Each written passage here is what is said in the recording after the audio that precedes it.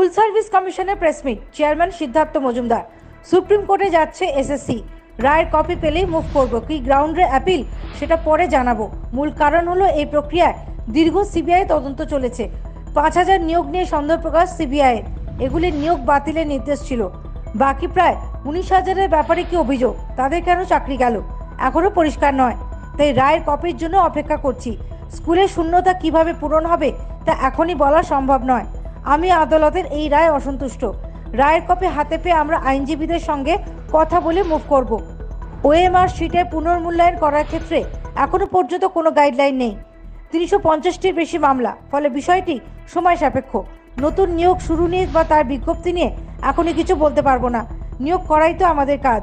সরকার নির্দেশ দিলে প্রক্রিয়া শুরু করব, কিন্তু আদালত জানিয়েছে ফ্রেশ নিয়োগ নয়, ওএমআর পুনর্মূল্যায়ন।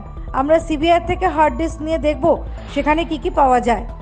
জিনিস খতিয়ে দেখে জানিয়েছিলাম, এর ভিত্তিতে মহামান্য হাইকোর্ট একটা সিদ্ধান্ত আগে নিয়েছিল। কিন্তু বাকি যে প্রায় 24,000 এবং তার থেকে 5,000 বাদ দিলে বাকি 19,000, তাদের ব্যাপারে যে কি অভিযোগ আছে, কি সুনির্দিষ্ট অভিযোগ আছে, এটা রায়টা পুরোটা না পড়লে আমি বুঝতে পারবো না।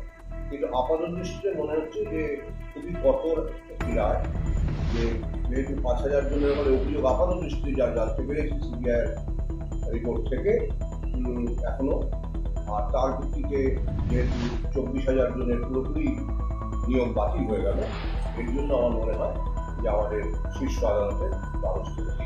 Bureau report, the United India news.